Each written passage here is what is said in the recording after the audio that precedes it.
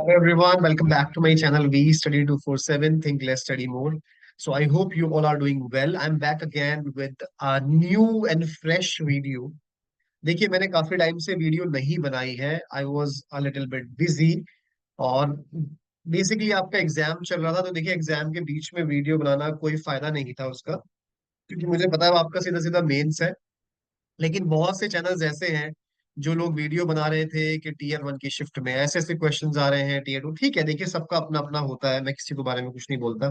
लेकिन मेरी personal opinion है कि it is not going to make any benefit for you. Like आपके लिए इसका कोई फायदा नहीं होने वाला. जो भी इस तरीके से किसी भी एग्जाम्स में हम लोग अगर इस तरीके से इतना माइक्रो मैनेज करेंगे कि टीयर 1 में ये क्वेश्चंस आ रहे हैं, टीयर 2 में वो सिर्फ पता है क्या होता है, वो सिर्फ अपने आप को एक सेटिस्फेक्शन देने का तरीका है. अदरवाइज आपकी अगर प्रिपरेशन अच्छी है, जो लोग क्वालिफाई करते हैं ना, ट्रस्ट में मैं आपको बता रहा हूँ, जो वो 10% क्रीम होती है, उसका इन डिस्ट्रैक्शन से कोई मतलब नहीं होता. वो इतना टाइम वेस्ट नहीं करती कि ये क्वेश्चंस आ रहे हैं, वो क्वेश्चंस आ रहे हैं. वो वीडियो बनाने के लिए वो सही है, लेकिन उससे आउटकम स्टूडेंट्स के लिए कितना आ रहा है? It's hardly 2%. ठीक है, आप अगर जान भी लोगे कि ये क्वेश्चंस आ रहे हैं, ये क्वेश्चंस आ रहे हैं, कुछ नहीं होगा. नेक्स्ट शिफ्ट में you are going to get different kind of questions. कुछ नहीं होता. किसी में कुछ आ गया, किसी में थोड़ी सी जी के हार्ड आ जाएगी, किसी में इंग्लिश आ जाएगी. And you have seen that pattern. अगर आपको मेरी बात पे यकीन नहीं है तो you just see the pattern. तो लेकिन आप अपनी प्रिपरेशन पे ध्यान दीजिए. तो इन सब वीडियोस का कोई फायदा नहीं होता मेरे अकॉर्डिंग. बाकी देखिए सबका अपना अपना रहता है. I won't comment on any. चलिए बहरहाल, अब जब मुझे वीडियो बनाने का लगा तो मैंने अब वीडियो बनाई है, और आपको वीडियोस अब मिलेंगी जो कि जेन्युइनली ऑथेंटिक. अब आपका माइंडसेट ये होना चाहिए, मैं शुरुआत से आपको बोलता आ रहा हूँ. टीयर 1 तो बहुत से लोगों ने कर लिया है, लेकिन इस एग्जाम में your typing and your descriptive paper is going to be the biggest factor. ठीक है, और वो उसी के बारे में हम लोग अभी बात करेंगे. चलिए बात करते हैं, आगे बढ़ जाते हैं हम कि हम लोग किस चीज के बारे में बात कर रहे हैं. Let's move ahead. चलिए एक क्विक रिकैप ले लेते हैं, मतलब क्विक रिव्यू ले लेते हैं. देखिए टीयर 1 हमारा क्वालिफाइंग है. बहुत से लोगों का जो सवाल है, मैं बिल्कुल शॉर्ट में आपको जल्द से जल्द जवाब दे रहा हूँ. टीयर 1 क्वालिफाइंग है, इसके मार्क्स नहीं ऐड होंगे. कट ऑफ देखिए दोनों का अलग अलग था. उसका 100 था, पीएसपी के लिए उसका 120 मार्क्स का था. तो मैं मानता हूँ कि 90+ तो आपके इसमें आने ही चाहिए if you are actually like if you want to qualify this one. हालांकि मिनिमम परसेंटेज कट ऑफ अलग है, लेकिन इतना आपको आना चाहिए. टीयर 2 डिस्क्रिप्टिव है, यही मेरिट आपकी डिसाइड करेगा. टाइपिंग भी क्वालिफाइंग है, लेकिन आपको 3% 3% एरर अलाउड है. उससे ज्यादा करेंगे तो आप बाहर हो जाएंगे. हालांकि क्वालिफाइंग है, क्वालिफाइंग का मतलब होता है कि मार्क्स ऐड नहीं होते आपके, तो इसमें मार्क्स ऐड नहीं होंगे. जेजे का इंटरव्यू जो है 15 मार्क्स का है. ठीक है, और पीए एसपीए का इंटरव्यू मार्क्स 10 मार्क्स के हैं. ठीक है, तो ये हमें पता है. ये मोटा मोटा मैंने यहाँ वहां की बात ज्यादा करने से अच्छा है कि हम लोग सीधा डायरेक्टली फोकस करें उस चीज पे जो which is going to help us, really help us for our examination. अब आप लोगों का फोकस क्या होना चाहिए? Like being an aspirant and if you are preparing for this exam, so what is going to be your strategy? That's the main point. Okay, so चलिए कुछ question. क्या डिस्क्रिप्टिव और टाइपिंग सेम डे पे होगा? Sir नहीं, नहीं, अलग अलग डे पर होगा. सारे एग्जाम्स के जो डेज हैं, they are designated for like different different days. दूसरी बात, डिस्क्रिप्टिव पेपर जो होगा आपका, वो 100 मार्क्स का है जेजेए के लिए, एसपीए के लिए और पीए के लिए 75 मार्क्स का है. तो अगर इसमें हम देखें तो मैंने आपको क्या बताया था कि जेजेए का जो डिस्क्रिप्टिव पेपर है और जो इंटरव्यू है वो 15 मार्क्स का है. तो टोटल जो मेरिट आपकी बनेगी इसमें से 115 मार्क्स में से बनेगी. यहाँ पर इस बार एक अच्छी बात ये भी करी गई है कि जो आपका इंटरव्यू है उसमें कोई फेल नहीं हो सकता. अदरवाइज पहले ऐसा नहीं था, उसमें आपको फेल भी कर देते थे. बहुत बार ऐसा देखा भी गया है. जो जेजेए का दिल्ली हाई कोर्ट का एग्जाम था, उसमें भी बहुत अच्छे कैंडिडेट्स ने परफॉर्म किया, but they were failed in the interview. तो उस चीज को खत्म करने के लिए आप कोई फेल नहीं कर सकता. आपको मतलब यू वोंट गेट फेल. आपको मार्क्स कम मिल सकते हैं बट आप नहीं होंगे. बहुत से लोग सोचते हैं कि नेगेटिव मार्किंग आपकी डिस्क्रिप्टिव में होगी. नहीं होगी, वो तो ऑलरेडी आपको कम मार्क्स दे सकते हैं, उनके हाथ में है, बिकॉज डिस्क्रिप्टिव है. अब आपको कुछ भी दे दें, they can justify the marking schemes. तो हमें फोकस करना इस पर है. अगर आप वाकई में एग्जाम निकालना चाहते हैं तो आप डिस्क्रिप्टिव को समझिए, आप टाइपिंग पर ध्यान दीजिए. इस शिफ्ट में ये आया, वो शिफ्ट में ये आया, ये क्वेश्चन है, ये इंग्लिश का पैटर्न है, मॉडरेट है, इजी है, this all are nothing. It is not going to give you or make you clear the exam. आपका कुछ नहीं होने वाला उससे। आपकी अपनी प्रिपरेशन होनी चाहिए। तो डिस्क्रिप्टिव का पेपर के लिए अब हम तैयारी करेंगे। मैं आपको एक इंफॉर्मेशन देना चाहता हूँ कि अब हम सीरीज अपनी कंटिन्यू कर रहे हैं। कुछ सीरीज में और भी लेके आऊंगा बहुत जल्द, इसको हम आगे कंटिन्यू करेंगे। चलिए अब आगे बढ़ जाते हैं, मैं आपको कुछ और दिखा देना चाहता हूँ।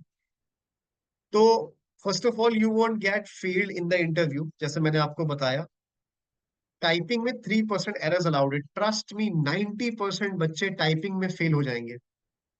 जो कि हम लोग क्या करते हैं, एक्चुअल एक्चुअल में होता क्या है, इस एग्जाम को बहुत सारे एग्जाम देने वाले एसएससी, जीएल, सीपीओ वाले हैं, या सीएचएसएल वाले लोग हैं, ये जो और अदर गवर्नमेंट एग्जाम्स की तैयारी कर रहे हैं, तो वो शौक में शुरुआत में उसको फिल तो कर देते हैं। और टीयर वन भी उनका अच्छा जाता है, क्योंकि they can qualify, they can clear the tier one exam. लेकिन जब इस स्टेज में जब आप आगे बढ़ते हैं, तब जाके आपको रियल गेम का पता लगता है कि typing is the main factor here.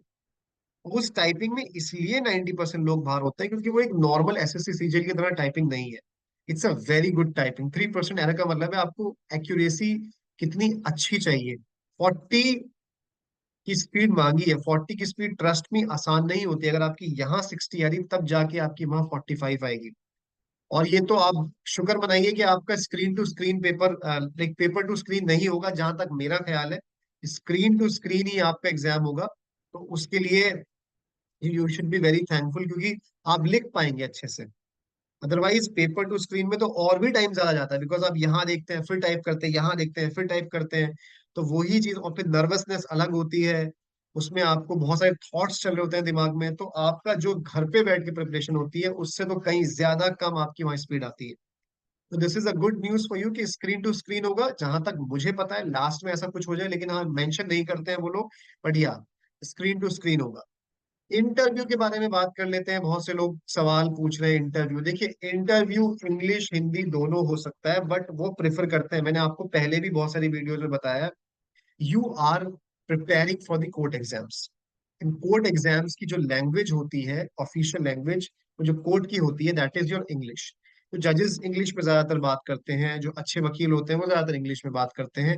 ठीक है, तो ये आपकी ऑफिशियल लैंग्वेज इंग्लिश होती है। तो वहां पर जो पैनलिस्ट बैठे होंगे, तो वो आपसे इंग्लिश में सवाल करेंगे। अगर इन केस आपसे हिंदी में जवाब नहीं दिया है, देखिए एक इंप्रेशन तो पड़ता है, ऑब्वियसली बात है, because if they are asking you a question in English and you are going to reply in English, then obviously. But अगर आपको नहीं आता, आप कॉन्फिडेंट रहिए, आप उसका हिंदी में जवाब दे सकते हैं। अगर वो हिंदी में पूछते तो हिंदी में जवाब दीजिए, इंग्लिश में पूछते तो इंग्लिश में जवाब दीजिए। ठीक है, तो ऐसा ऐसा कुछ फिक्स नहीं है, we can not say anything, क्योंकि ऐसा कुछ मेंशन नहीं। जब मेंशन नहीं होता, तो we can not anticipate anything कि क्या है क्या नहीं है। ठीक है, थोड़ा सा एम्बिगुइटी रहती है यहाँ पर।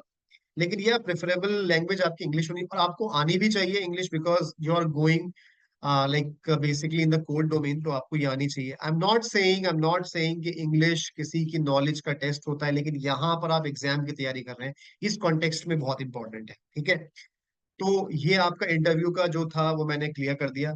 अब बात आती है दूसरी चीजों की। Just a second.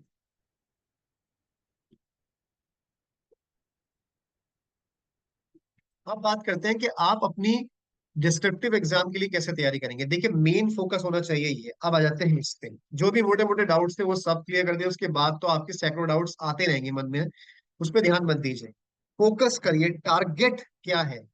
ग्रामर आएगी, एससे आएगा, ट्रांसलेशन आएगा। ठीक है, तो आपका जो एसपीए और पीए के लिए है, वो 75 मार्क्स का आ रहा है। ठीक है, जेजे के लिए जो ये वाला पेपर है डिस्क्रिप्टिव का, वो 100 मार्क्स का आ रहा है। और इसमें क्या क्या पूछा जाएगा, ग्रामर पूछा जाएगी, डिस्क्रिप्टिव पूछा जाएगा। अब यहाँ पर वो खेल खत्म हो गया कि जिसको एंटोनिम पता था उसने एलिमिनेट कर दिया, नहीं। वो आपसे सिंपल क्वेश्चन पूछ लेगा कि एकॉर्ड है, एकॉर्ड का बताइए क्या हो सकता है, सिनोनिम्स क्या हो सकते हैं, इसके पॉसिबल सिनोनिम्स, एंटोनिम्स क्या हो सकते हैं। ठीक है, they can be many words. ठीक है, वो आपको बताना होगा। एक ईडीएम दे देगा, ईडीएम का मीनिंग देके सेंटेंस एग्जांपल आपको बताना पड़ेगा। एक्टिव दे देगा, एक्टिव से बोलेगा उसमें पैसिव में कन्वर्ट करो। पैसिव दे देगा, इसमें बहुत कंफ्यूजन होता है, लिखना होता है, डायरेक्ट इनडायरेक्ट दे देगा आपको। पूछ लेगा कि पजेसिव प्रोनाउन क्या होते हैं, कितने टाइप्स के होते हैं, बताइए हमें और इसको एक्सप्लेन करिए। तो कुछ भी पूछ सकता है ग्रामर में, पूरी ग्रामर काफी वास्ट है, तो आपको वो टिप्स पे होनी चाहिए और बिल्कुल अच्छे तरीके से डेफिनेशन हर चीज की लर्न होनी चाहिए। दूसरा एसे, इसकी एक सीरीज मैंने चालू करने वाला हूँ, इसमें मैं लेके आऊंगा ट्रांसलेशन में हिंदी पैराग्राफ आएगा, उसको इंग्लिश में कन्वर्ट करना होगा, लेकिन कभी कभी एग्जामिनेशन में ये भी दिखाया जाएगा तो इंग्लिश का आता है तो उसको हिंदी में भी कन्वर्ट करने के लिए दे देते हैं। बट या मोस्टली हिंदी में आएगा तो उसको आपको इंग्लिश में कन्वर्ट करना होगा। ये यहाँ पर बेसिकली यही टेस्ट कर रहे हैं कि जो बंदा कोर्ट में इस पोस्ट पर आ रहा है क्या वो इतना एलिजिबल भी है या नहीं है, क्या उसको सारी चीजें समझ में आती है, क्योंकि वहां पर आपको यही सब करना पड़ेगा, राइट। तो translation is very important factor here. So इन तीनों चीजों की तैयारी हम ऑलरेडी करते हुए आ रहे हैं। You can click on the I button, you can check my playlist. मैंने बहुत पहले से तैयारी शुरू करा दी, और जो लोग पहले से तैयारी कर रहे हैं वो लोग काफी आगे होंगे, ठीक है। और ये एसए की और ट्रांसलेशन की अभी हम लोग बहुत जल्दी शुरू करने वाले हैं। आई होप सो कि मैं आपके लिए कोई मॉक टेस्ट की भी सीरीज लेके आऊं, but if I get the time.